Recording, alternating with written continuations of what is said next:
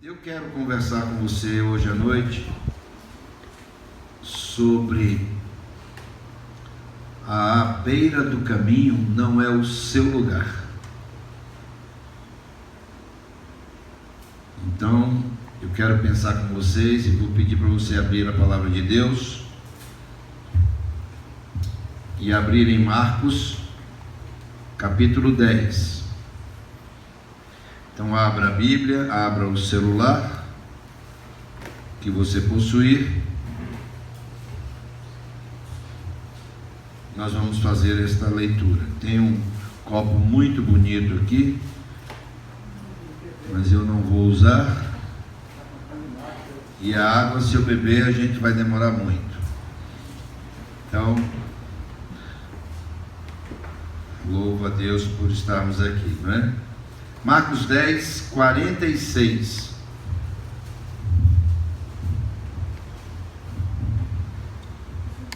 Diz assim: os irmãos podem permanecer assentados como estão. E com reverência, então, leiamos a palavra de Deus. Diz que Jesus e os discípulos foram para Jericó. Quando Jesus, saía de Jericó, juntamente com os discípulos e uma numerosa multidão, Bartimeu, cego, mendigo, filho de Timeu, estava assentado à beira do caminho. E ouvindo que era Jesus o Nazareno, pôs-se a clamar: Jesus, filho de Davi, tem compaixão de mim.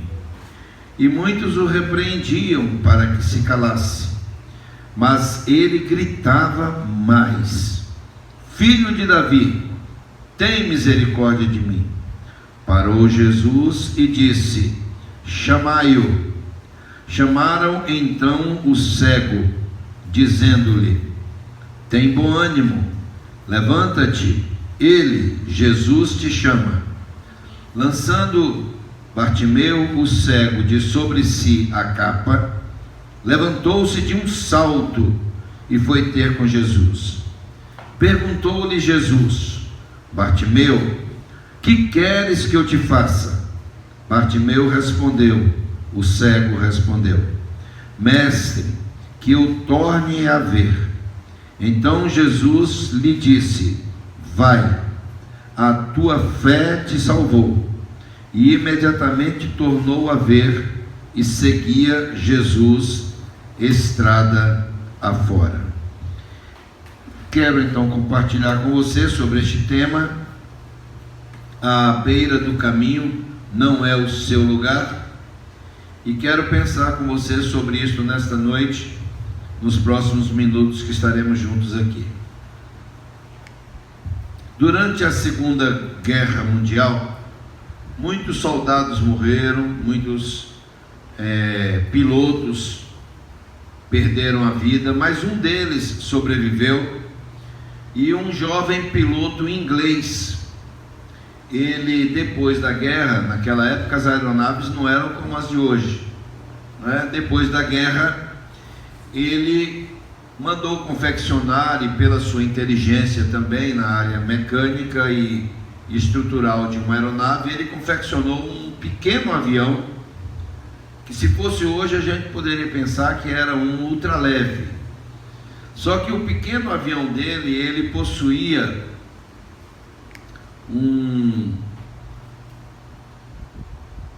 as asas eram hastes com uma lona, não havia a ferragem, justamente porque não se sabia naquela época ainda como levantar voo e ficar lá em cima com tanto peso, né? Tudo que sobe cai, porque nós temos a lei da gravidade. Então, aquele jovem piloto, ele resolveu fazer uma grande viagem ao redor do mundo, e ele empreendeu a sua viagem. Foi noticiado, foi anunciado, muita gente correu para onde ele estava, e ele levantou o voo naquele pequeno e improvisado, né, aeródromo lá. Ele não estava mais na Inglaterra, estava na Índia. e ele levantou o voo. Quando ele levantou o voo e já estava voando, ele ouviu um estranho ruído que estava vindo atrás do seu assento. E então aquele piloto, obviamente, estava escutando como se fosse... Não, esse é a bomba. Alguma coisa assim. E ele se virou, né, lá em cima, conseguiu olhar para trás, e o que é que ele descobriu? Ele descobriu, Moisés, que ali na nave, no aeroplano dele, no aviãozinho dele, Júnior, tinha um rato. Tinha um rato. E então ele pensou: eu vou voltar, vou pousar e vou me livrar desse passageiro incômodo. Só que isto iria atrasar a viagem dele, com o plano de sair de um lugar, chegar no outro. A viagem dele estava toda programada, né? Bem diferente dos dias de hoje, quando as aeronaves voam à noite. Ele não podia se arriscar. Então ele, que era um piloto e que era uma pessoa também muito competente e estudado, ele se lembrou de um detalhe muito importante. Ele se lembrou, e é verdade, que os ratos, eles não resistem a alturas elevadas, a grandes alturas. O que aquele rato que ele ouviu o barulho já estava fazendo? Estava roendo as cordas que prendiam a lona da asa. Então, se aquele rato continuasse roendo, aquela lona iria levantar voo sozinho, e ele iria cair. Mas ele se lembrou disso, que os ratos, os roedores, eles não resistem a grandes alturas. E então o que é que ele fez, mesmo se arriscando? Ele, que estava indo a um nível de altura, ele começou a subir, e foi subindo cada vez mais, o máximo que ele conseguiu. E quando ele foi, cada vez que ele subia mais, ele ouvia menos barulho, até que uma hora cessaram todos os barulhos, todos os ruídos, e o perigo que ele estava correndo, porque o rato não resistiu à altura. Eu não sei o que o rato teve, se morreu de medo, se foi ataque cardíaco, se foi alguma coisa, mas os ratos não resistem à pressão também, não é, atmosférica, a grandes alturas. O que é que essa historinha tão simples nos traz? Aquele jovem piloto, ele correu riscos, mas ele superou o problema.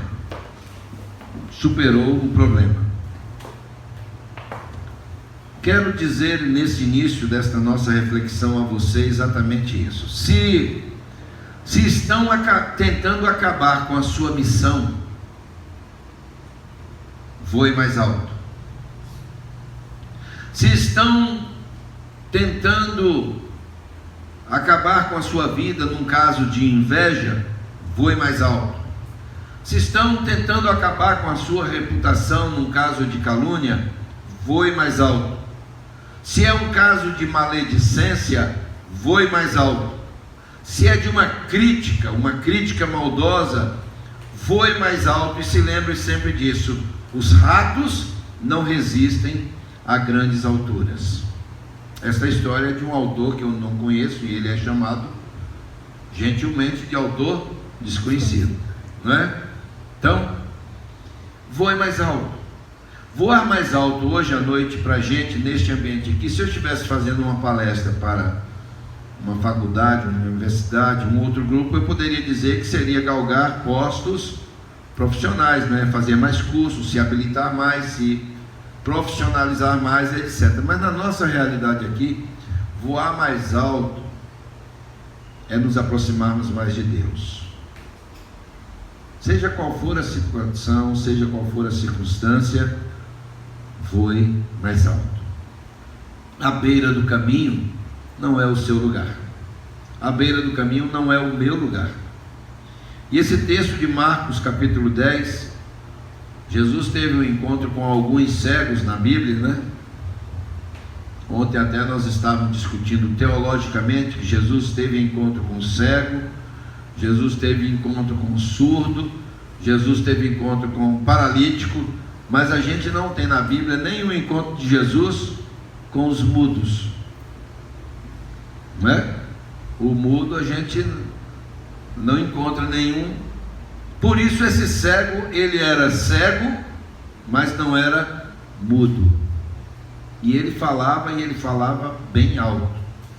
E eu quero trazer para mim e para a sua vida, junto com essa ilustração, lições muito preciosas mesmo, que vão nos ajudar, além de voar mais alto, a entendermos que a beira do caminho não é o nosso lugar. Por que a beira do caminho não é o meu lugar, não é o seu lugar, não é o nosso lugar? Vocês ouviram a história, o texto bíblico começa dizendo que Jesus foi para Jericó, e com os discípulos e uma numerosa multidão, e Bartimeu, cego, filho de Timeu, estava sentado à beira do caminho. Então ele não estava no caminho, mas ele estava à beira do caminho. E a beira do caminho não é o nosso lugar, porque a beira do caminho é o lugar de quem desiste, de quem se entrega, de quem não tem mais como sobreviver e precisa muito e depende muito dos outros. A beira do caminho é o lugar de quem é deficiente espiritual. A beira do caminho é lugar dos ociosos, é lugar dos camelos espirituais, dos que não têm casa, dos que estão quebrados, etc. Por isso estes seres humanos que Deus tanto ama também, eles estão à margem da sociedade e eles estão à beira do caminho. Vocês se lembram daquela história linda que Jesus contou? Aquela parábola tão maravilhosa chamada parábola do bom samaritano? Então, como hoje nós tivemos algumas dificuldades técnicas por ser hoje o retorno aqui do nosso culto e o culto presencial, então nós não tivemos como. Eu sei que vocês todos enxergam muito bem, mas ouvem melhor. Então eu vou passar aqui um vídeo e vocês vão assistir daí de onde vocês estão. E então eu quero trazer a você agora o bom samaritano. A história do bom samaritano, você se lembra? O bom samaritano, ele é chamado de bom samaritano porque ele socorreu alguém que estava à beira do caminho. Mas também passaram pessoas que deveriam ter socorrido aquele homem e não o fizeram. Então Jesus pega e chama a nossa atenção. Então eu quero compartilhar com você agora sobre este bom samaritano.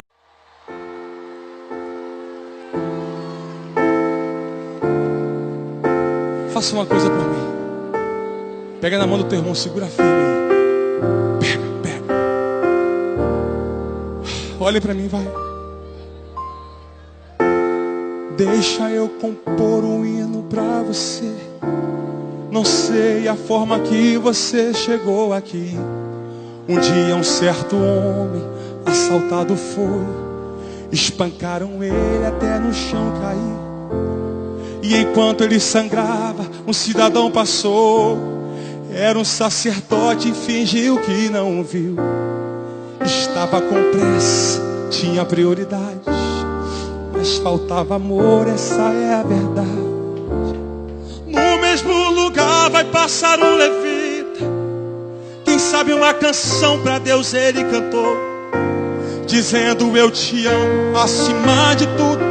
Mas como a si mesmo, o próximo ele não amou. Fez a mesma coisa que os sacerdotes. Não tinha remédio para sarar a dor. Com as mãos vazias, ele prosseguiu. E alguém caído pelo chão continuou.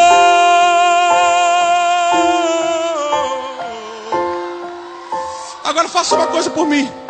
Pega na mão dele, em nome de Jesus. Quem trouxe azeite, quem trouxe vinho, pega na mão dele. Escuta!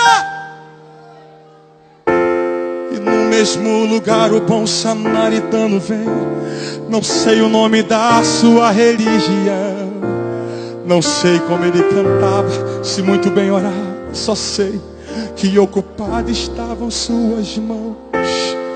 Dentro dele havia muita compaixão. Quebrando o protocolo, se aproximou do homem ferido. Ele foi até o chão. Ei, sinta ele aí tocando em suas mãos. Derramou azeite e vinho em suas feridas. Estancou teu sangue e te levantou. Fez da sua vida a essência dele. O bom samaritano de você cuidou. Ele não olhou para sua aparência, nem o que você tinha para oferecer. Não importa se existe alguém aqui caído, o bom samaritano vai aparecer. Você é o espelho. Levanta a mão e reflete. Levanta a mão dele lá em cima, vai.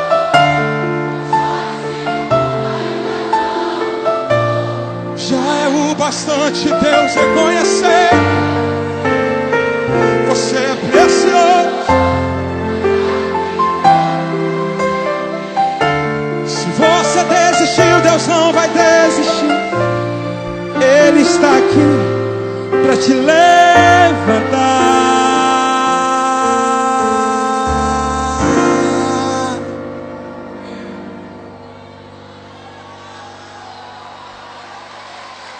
Oh, meu Deus. Pode adorar o Senhor, pode adorar o Senhor. Não tem nem como contar. Aleluia.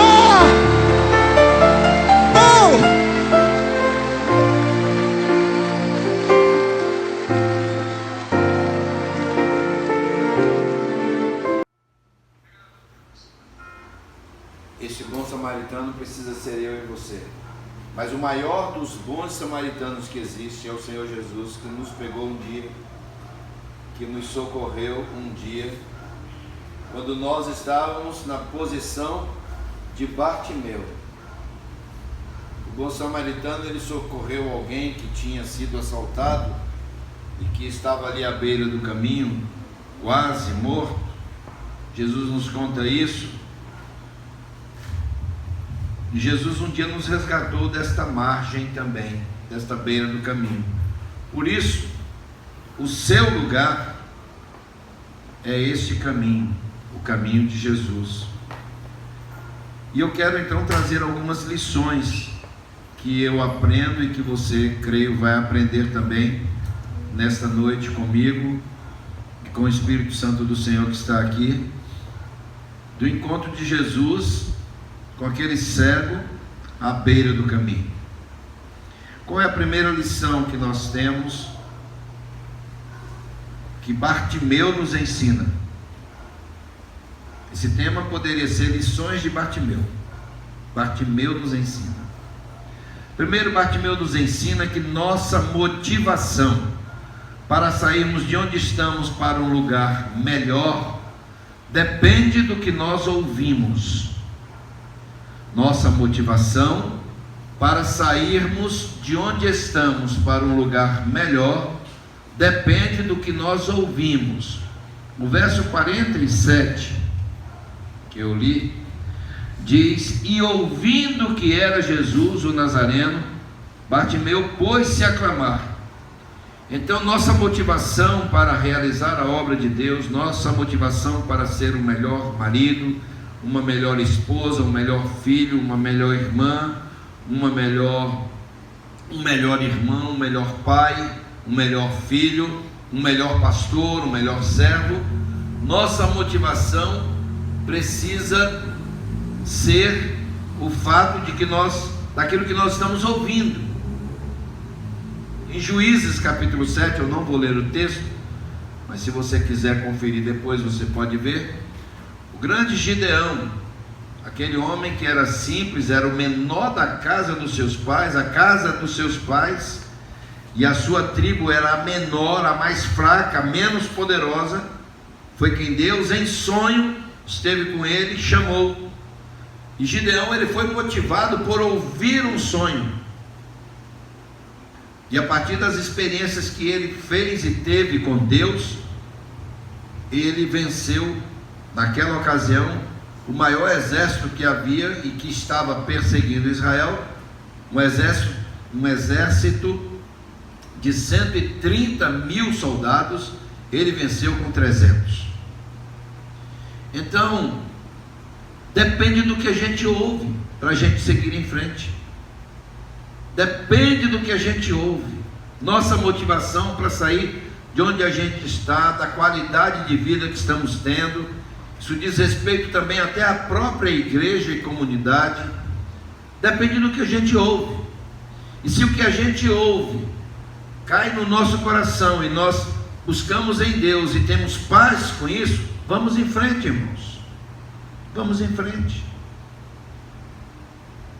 Eu estou com os irmãos aqui há 7 anos. Davidson faz aniversário de pastorado, que dia? Primeiro, quantos anos? 7 anos. Quando nosso filho veio pastorear aqui, junto com o pastor Moisés, eu tinha acabado de deixar o pastorado lá de Planalto de Carapina, e então nós viemos para cá. Os irmãos nos acolheram como membros, foi uma bênção aquele tempo. E eu tenho visto o que Deus tem feito aqui, mas eu creio que Deus tem algo muito maior e muito melhor ainda para fazer. E mesmo nesse tempo de pandemia, eu acredito, obviamente porque eu já sei de alguma coisa, que Deus vai tentar surpreender os irmãos muito positivamente.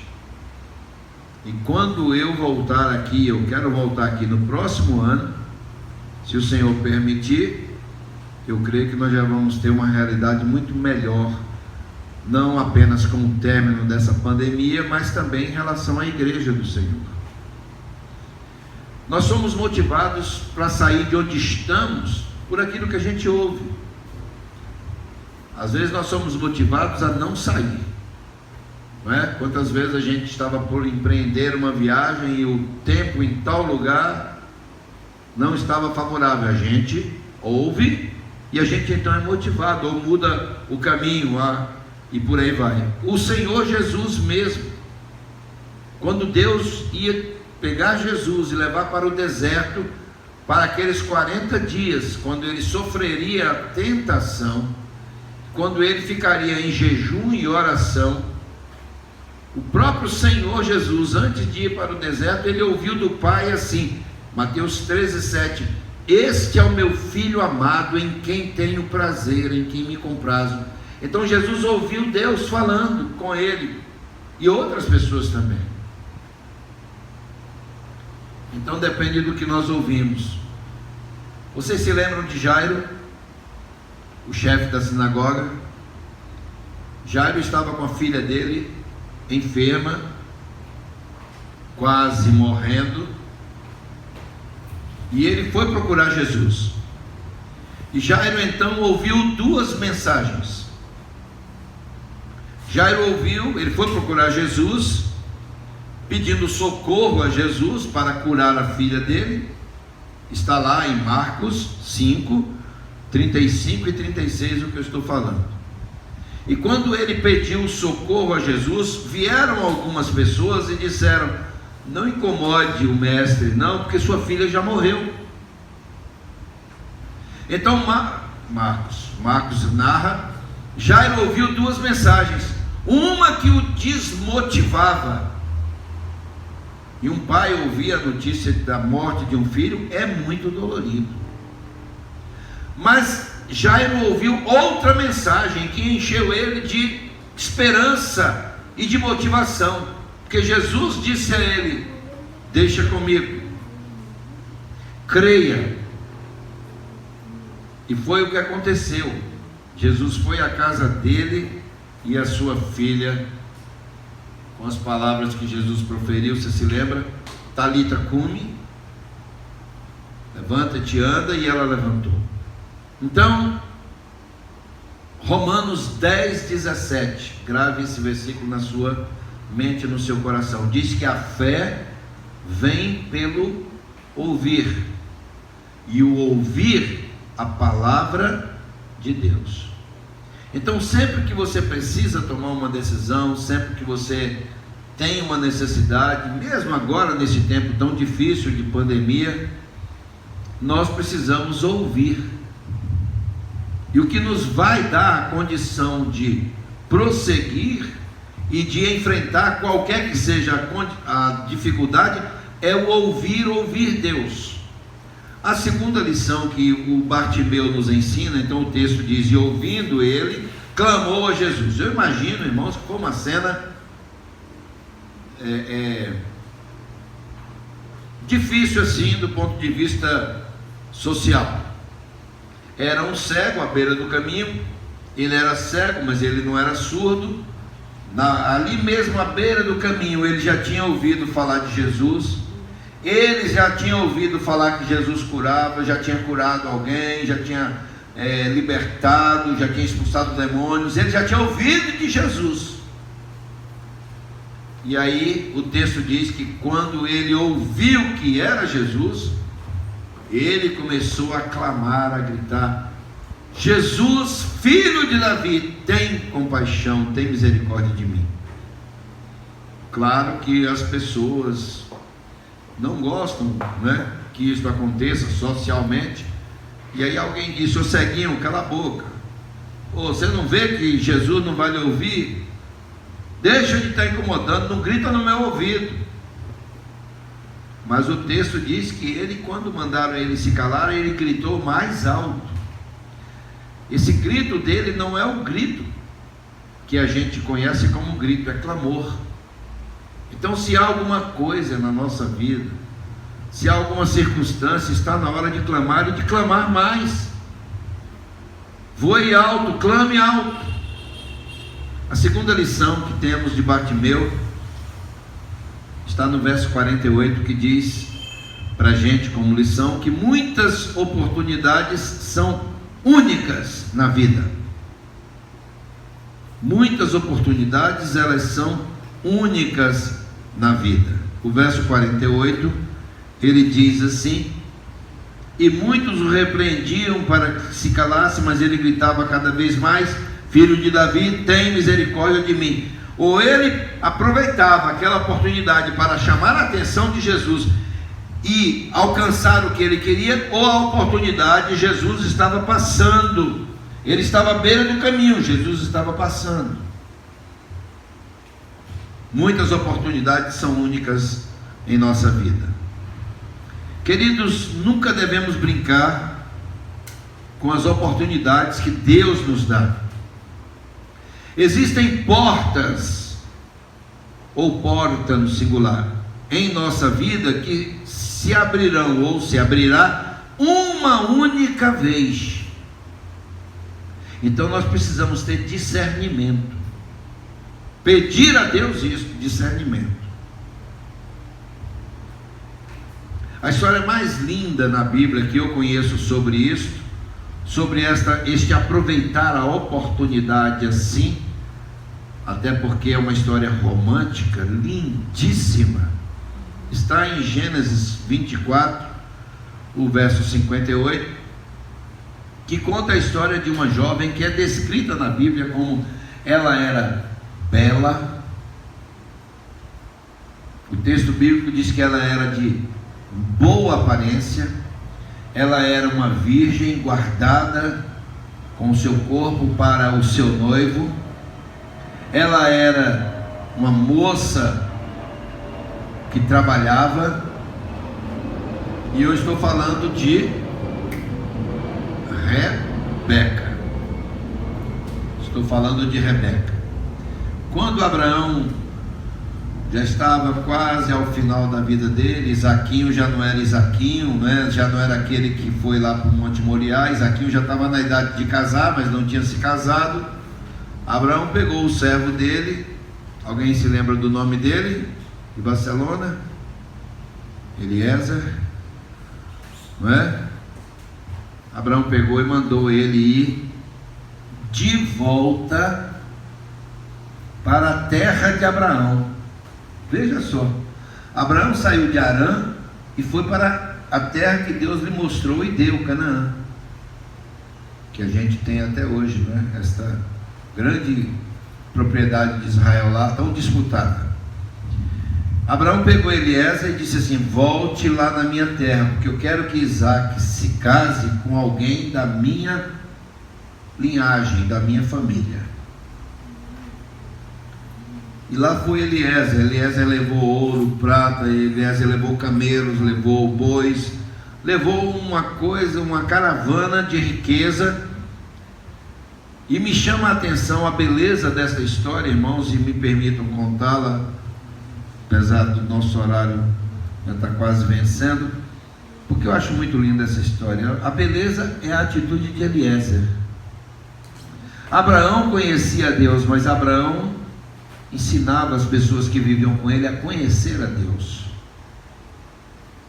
E Eliezer, quando ele foi, ele fez uma oração a Deus. Ele disse: Senhor, eu preciso de tua orientação. Quando ele chegou lá em Harã, que não era pegar o ônibus num ponto e sair no outro, não era andar dias e dias e meses e quem sabe até mais de ano com camelos e bois. Quando ele chegou lá, ele orou de novo a Deus e ele disse assim: Senhor, eu quero fazer uma prova com o Senhor. E aí serve aqui para todas as meninas e pais de rapazes, e nós avós, quanto às nossas escolhas futuras também matrimoniais. Eu quero fazer uma prova com o Senhor.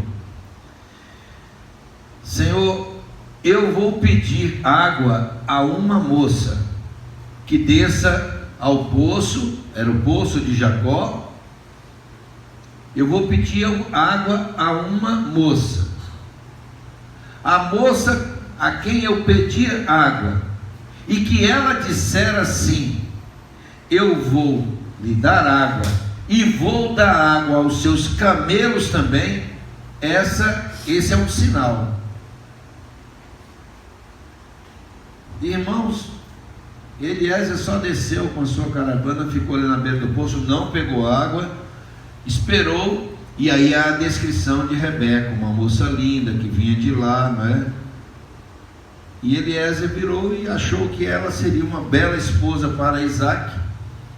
E Abraão então, Eliezer então diz: você me dá água do seu cântaro? E Rebequinha disse: vou lhe dar água. Deu água a ele, e ela disse: agora eu vou dar de beber aos seus camelos. Veja como é bom quando a mulher trabalha e trabalha bem e é dedicada, não é? O marido fica feliz. A coisa está mudando muito, a gente está tendo que fazer as coisas, ainda mais na pandemia, mas está. O que volta é normal. E então lá vai Rebeca e falou isso. Aí Eliezer já sentiu no coração que era ela. Então ele pegou um anel não, ele pegou pulseiras de ouro, e ele pegou um colar e deu a Rebeca. Perguntou quem era o pai, quem era a família dela. Ela disse quem era o pai, o avô, quem era todo mundo, e eu não me lembro os nomes deles todos agora. Está lá no capítulo 24 de Gênesis, você pode ler. E aí Eliezer fez uma outra consideração, disse: pergunte na sua casa se eu posso pernoitar lá hoje. É aí que entra na história um camarada que todo mundo conhece, um tal de Labão. Labão era irmão dela. Entra Labão na história, o Lambão, né? Que enganou Jacó, se lembra? Jacó trabalhou para ele 7 anos para ganhar a esposa Raquel, que ele queria. Recebeu Lia, trabalhou mais 7. Como ele recebeu, se não desse logo ali, ele ia trabalhar muito, ia formar um harém, né? Mas ele ficou com as duas. Naquele tempo podia, né? Não sei como davam conta, que dar de conta de longe é uma dificuldade, né? Ainda bem que a minha está longe aqui. Mas esta história é linda. Agora no verso 58, se não me engano, 24, 58, o Labão entra na história. Aí o Eliezer diz: eu sou servo de Abraão, e ele me encaminhou, me encomendou chegar até aqui e conseguir uma esposa para o filho dele, Isaque. Meu senhor é dono de muitas terras, de muitas propriedades. Eu fico imaginando que Labão começou a ter cifrão nos olhos, igual o tio Patinhas. Quer dizer, tio Patinhas ninguém conhece aqui dos novos, mas nós mais antigos conhecemos, né? Foi contabilizando, então, e tudo isso é de Isaque e será da esposa dele também. E eu quero levar essa moça para ser a esposa do meu patrão. Aí Labão entra na história, ganha uns presentinhos lá, pode olhar depois. E aí autoriza, mas com uma condição. Rebeca, inacreditavelmente, que naquele tempo não era assim, Rebeca poderia dizer: vou ou não? E irmãos, quando é feita a pergunta, você vai e você quer ser a esposa do servo, ela não conhecia, não sabia se Isaque era alto, baixo, gordo, magro, cabeludo ou careca, se ele tinha boa ou má aparência, se aquela história que parecia verdade, também pela parte da riqueza, era totalmente verdade. Mas quando é perguntado a ela, sabe qual é a resposta dela?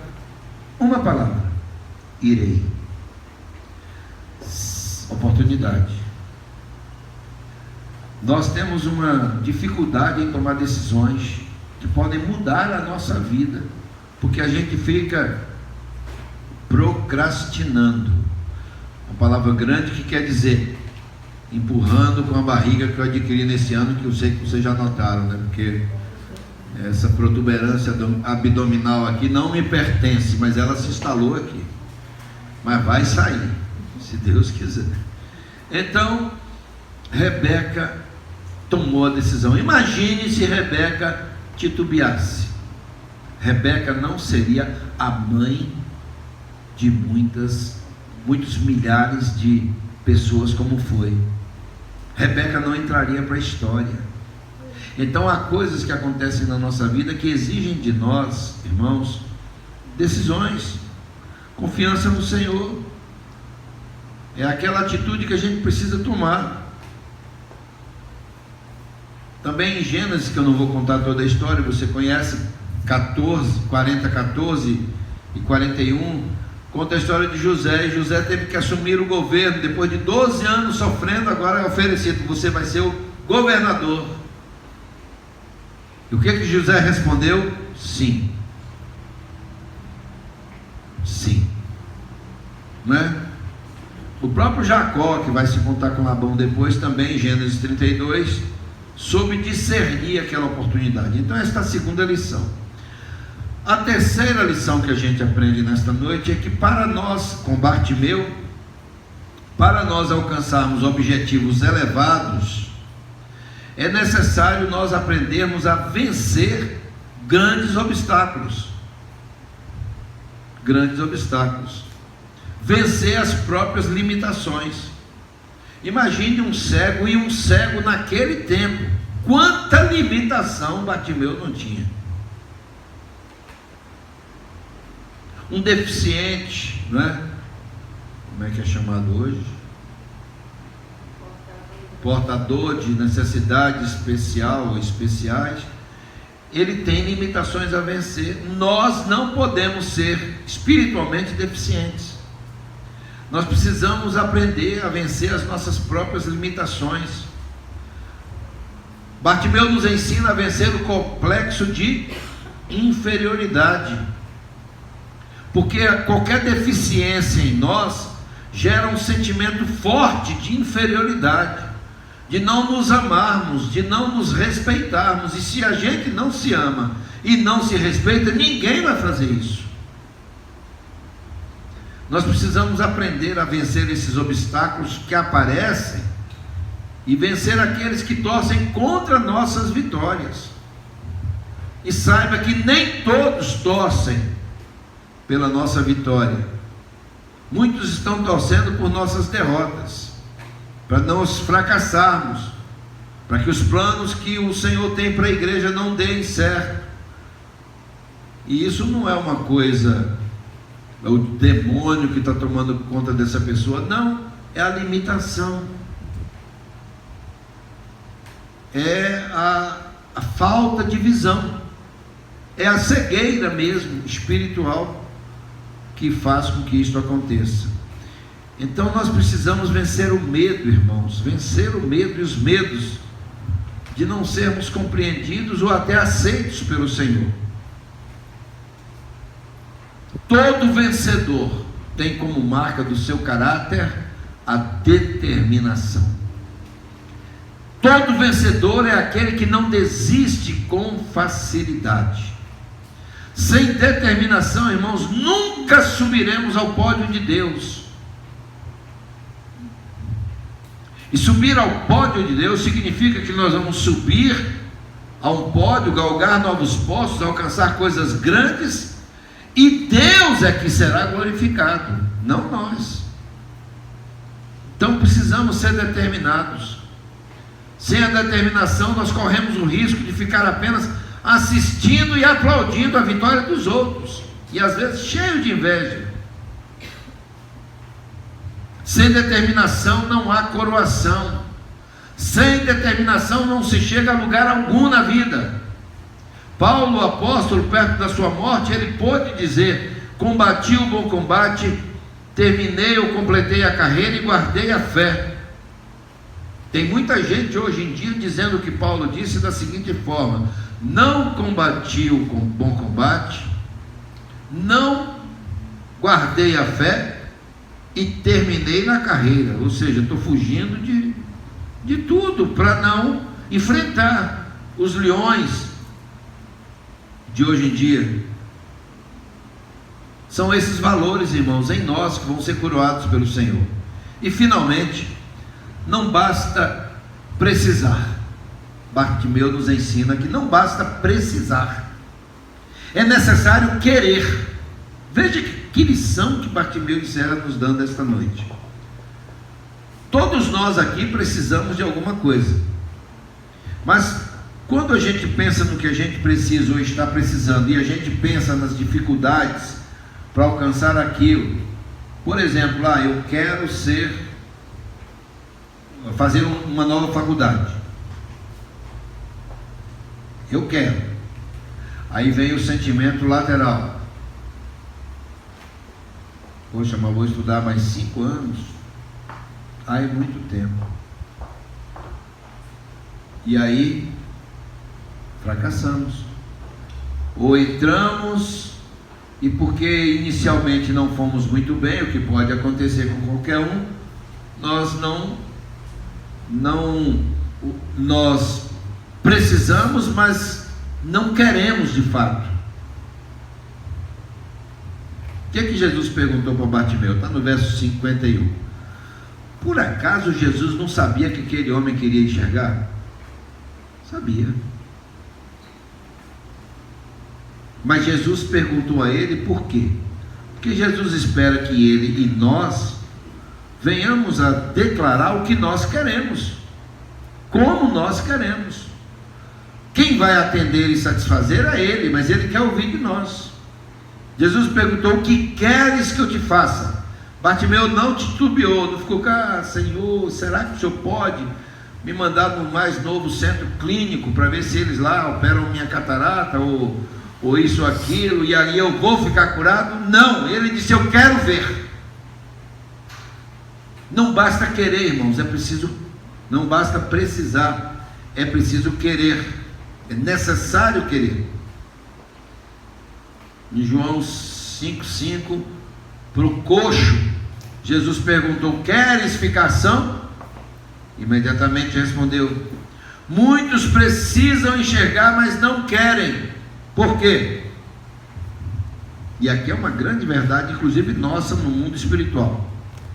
Porque quando a gente passa a enxergar, ao sermos libertos da cegueira, a nossa vida precisa ser mudada radicalmente. E nós não queremos assumir os compromissos desta mudança. Os irmãos, Viram como o nosso culto hoje está sendo uma bênção e bom para nós que estamos aqui? Que não importa, se a igreja estivesse cheia, lotada, seria uma bênção. Não estamos aqui e é uma bênção, mas para termos isso aqui hoje, alguém limpou isso aqui, alguém limpou as cadeiras, alguém ligou esse som, alguém veio se preparar, creio que 4h30, 5 horas da tarde, para termos este ambiente de culto. Muita coisa aconteceu. Então tem gente que quer ser liberto da cegueira, mas não quer pagar o preço dessa libertação, porque quando os nossos olhos se abrem, é necessário nós assumirmos responsabilidades. Deus dá a todos aqui, não importa a idade, não importa nem a condição que você tem aí física. Eu não aguento mais estar indo todo dia para a igreja, mas Deus está convocando você para ser um intercessor onde você está na sua casa. Deus está convocando você para participar da obra, para se integrar e se entregar também. Queridos, Bartimeu, última frase para dizer para a gente, nos ensina que a libertação das trevas, e foi isso que aconteceu, ele não tinha visão nenhuma. A libertação das trevas implica em assumirmos compromissos com tudo que se relaciona com a luz. Jesus disse que ele era a luz do mundo. Então nós precisamos assumir compromissos, porque essa libertação das trevas implica em assumirmos compromissos com tudo que se relaciona com a luz. Que Deus nos ajude, que esta semana seja muito abençoada, que as lições de Bartimeu fiquem, e deste texto, que nós não queiramos viver à beira do caminho, porque mesmo quando a gente se coloca à beira do caminho, Deus é tão misericordioso que ainda Ele manda o sacerdote, não resolve nada, vamos chamar o sacerdote de pastor, Ele manda o levita, ministro de música, não resolve nada, aí Deus manda um ímpio que fala no seu coração, que lhe ajuda, que você entende, eu preciso me consagrar, eu preciso voltar para Deus, eu preciso me dedicar mais, eu preciso servir mais. Este é o propósito de Deus para a minha vida e para a sua, que Ele nos abençoe. Amém.